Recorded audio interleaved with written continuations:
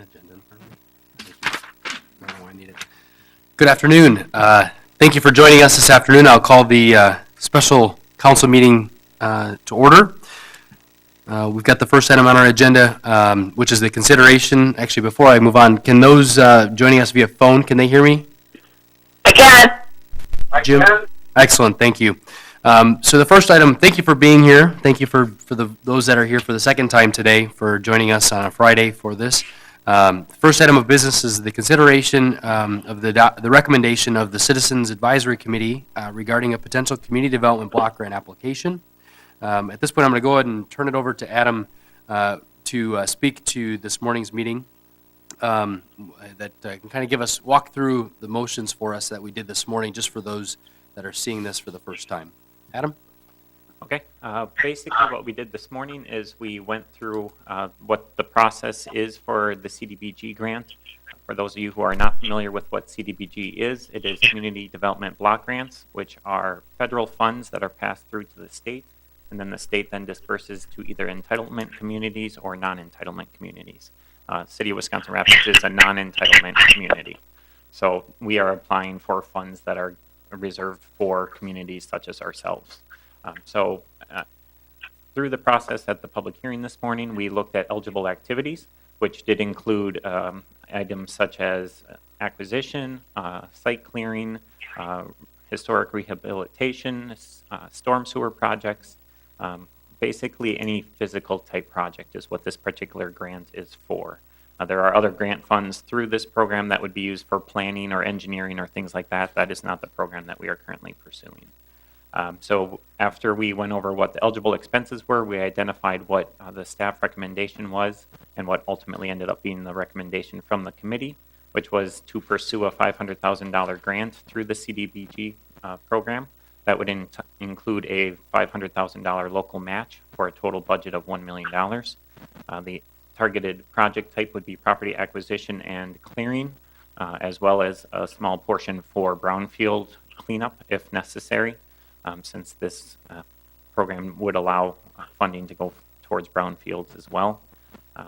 The expectation is that, well, at this point, that the city would not need to go out and bond the money, as we do have money identified in reserves potentially. This would be probably spread out, the majority of which would be over the 2014 budget year and 2015 budget year. If we are awarded this grant, we basically have 2 years to expend the funds. Let's see, am I missing anything else?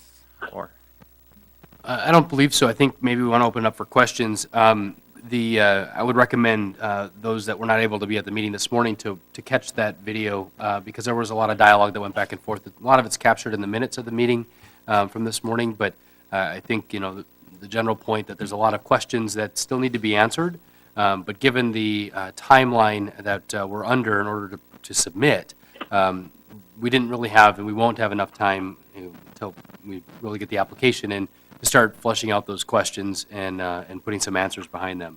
So I would, at this point, maybe open it up for questions, and then we can go through from there.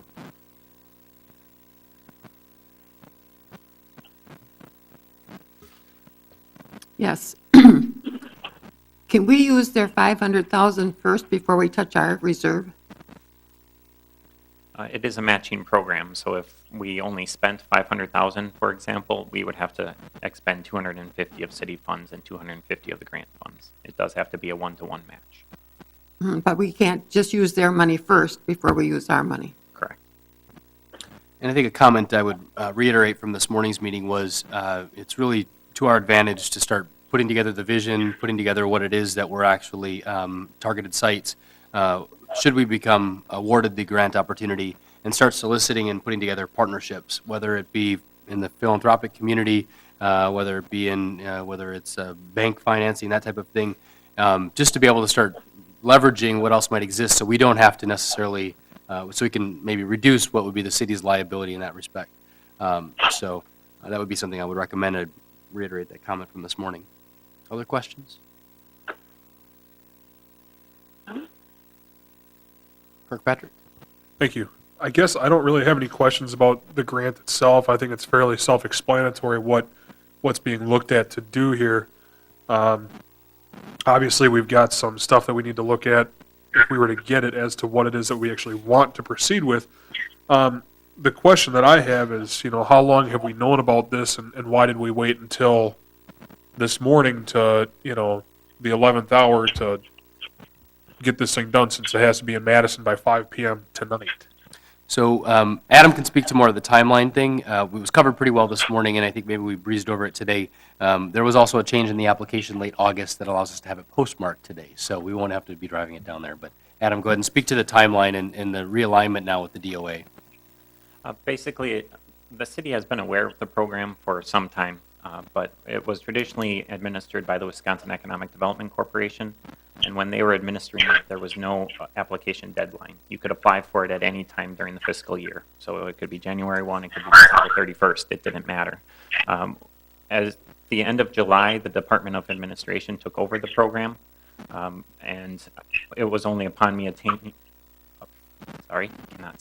was only upon me going to some training where they provided an overview of the new program that I became aware of the deadline. And then once we became aware of the deadline, it was basically, do we either A, put it off for another year, or do we B, try and put things together? That was about 3 weeks ago. So that's when we decided to get this meeting published on the last possible day to make sure that we met the full 14-day notice and get everything else in line to move forward with this process. So ultimately, I guess it falls back on me not being aware of the change in the application form. I knew that Department Administration was taking it over. I was not aware of the new timeline until very late in the process. Okay, fair enough. Thank you. And I would add, too, that Adam and I have had conversations dating back to about a year ago when we first attended a WEDC listening session, or whatever they call them around the state, talking about what available grant programs are out there. And for us, it was just starting to kind of put together the right kind of approach and all that sort of thing. And then all of a sudden, when they closed the grant opportunity from a rolling application to a once a year, it was, we either wait to do it for 14-15, or we're going to be in 15-16 potentially for the application. Sure. And there's no application fee for this. It's just put it in and see what happens. Where do we think that, what does our standing look like in receiving this? There is no application fee, so yeah, it's only staff time and effort and your guys' time and effort to get this all taken care of. As far as what our chances are, I don't know. There aren't any numbers on the number of communities that have submitted. The one thing that we are up against is there's 100% of the money that is going to non-entitlement communities. 80% of that has to go to applications that are targeted towards low to moderate income projects.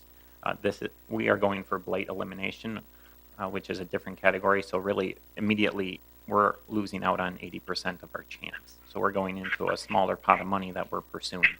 So it's by no means a slam dunk, I guess you could say. But again, it's worth a shot. And in addition, there is language in the grant that says even if you do not get it, they will sit down and debrief you and kind of go through things that maybe could be done better. So even if we don't, unfortunately, receive the funds this year, we may learn some pointers that would make our application stronger for next year.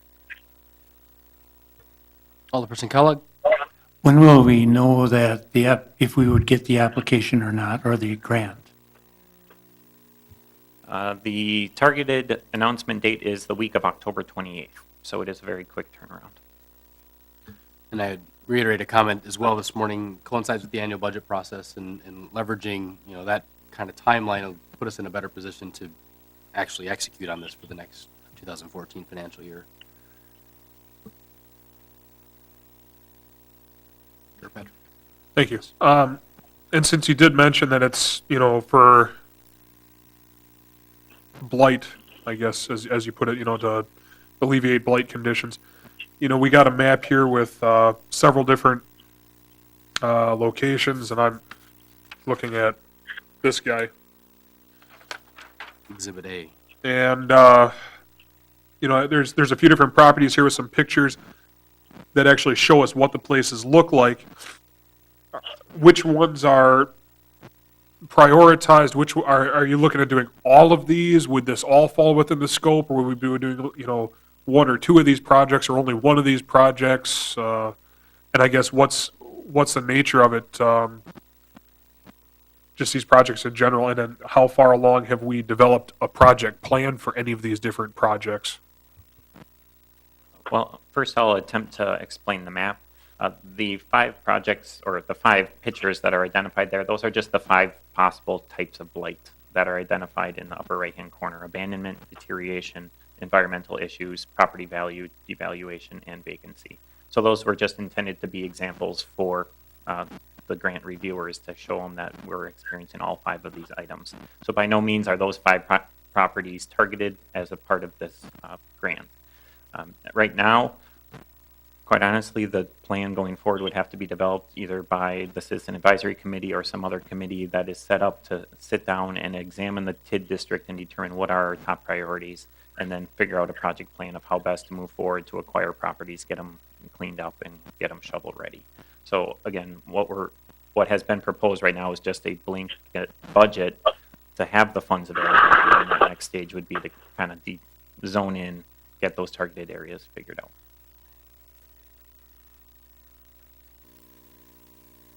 Other questions?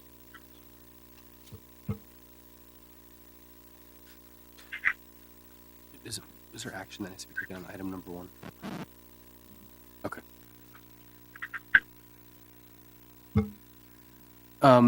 So the 2 that are on the phone, were you able to hear everything, or did you have questions for us? This is Jim.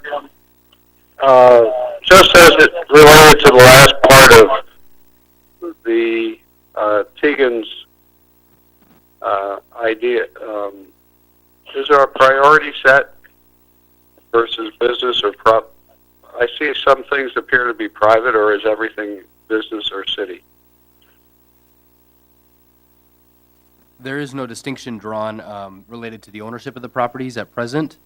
A comment that I made earlier today was around redevelopment and what makes sense, and I think before we take any sort of action on any sort of property, we need to have a end use in mind. Just based on a simple return on investment or cost benefit analysis for us to make the investment. Maybe that gets to your larger part of your question, but the map doesn't show anything in specifics in terms of ownership or that type of thing. That does. My question would center on the best use that the community group would consider. Thank you. Alderperson Young, did you have any questions for us? I really don't. I had the information last week already, so I've been able to review it thoroughly. I think the questions that were asked were questions that, I may have asked, but I'm good. Okay, thank you. Anybody else have any questions? Alderperson Kelliger, Hokamp, anything else that needs to be shared from the recommendation earlier today, given your involvement on the Citizens Advisory Committee? Okay. All right, we'll move into item number 2 is the consideration of the approval of an authorizing resolution to allow the city to apply for a Community Development Block Grant, CDBG, from the Wisconsin Department of Administration. Alderpersons, that authorizing resolution is in front of you. Do you have any questions regarding that? Any discussion? I'd entertain a motion. No. Make a motion to approve that resolution as presented. Second? We have a motion to approve and a second. Any further discussion on the authorizing resolution? Seeing none, we'll move into a vote. All those in favor signify by saying aye. Aye. Aye. Opposed? That passes. Okay, thank you for your time today. Third item on our agenda is a motion to adjourn. I'd entertain a motion to do so. So moved. Is there a second? Second. All in favor? Aye. Opposed? Aye. We stand adjourned. Thank you so much. Enjoy your travels, Jim, and see you soon. See you next week. Is Shane there yet? He is.